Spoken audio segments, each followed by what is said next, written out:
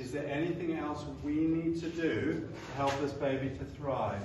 So is there any other health promotion? Is there anything else we need to do to try and help this baby to thrive? To make sure it gets its immunizations and its checks?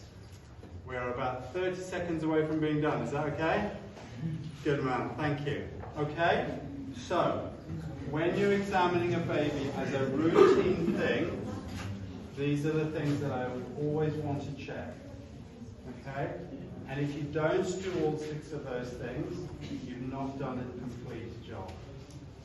Are there any questions about that from anybody? Anything that wasn't fair about that?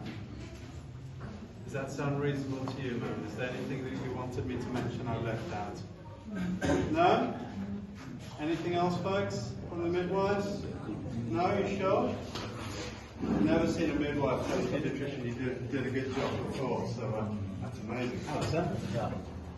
I want to know when should the baby be bathed using water after, right? When should we start bathing the baby? Yeah. Okay, so the first thing to say is that water should be clean, shouldn't it? Okay, so there's no absolute rule, but it has to be clean water. Now I think, correct me if I'm wrong, if you're in Uganda, if the baby's born out of hospital, you manage it slightly different from if it's born in the hospital, is that right? Or would you do exactly the same thing, whether it was born at home or in the hospital? You do the same. Okay, and when would you, how soon would you advise bathing the baby? When the cord is off. When the cord is off, so you wouldn't wash the baby for a week? Wow. Okay. We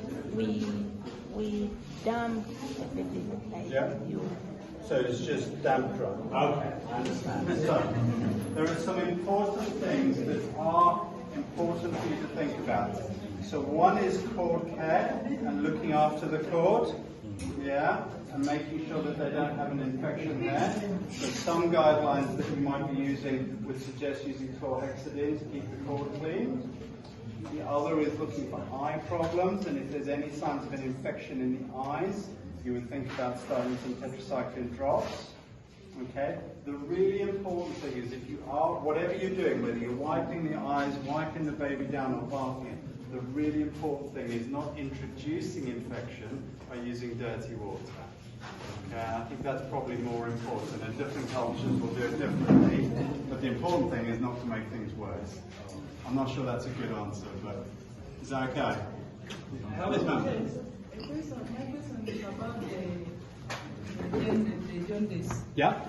For how long will the baby stay in that stage of jaundice? Then we will treat it to be a normal condition. So, if you're given phototherapy, it can actually come down very quickly. So we'll have some babies who are only in hospital for 1 or 2 days needing phototherapy.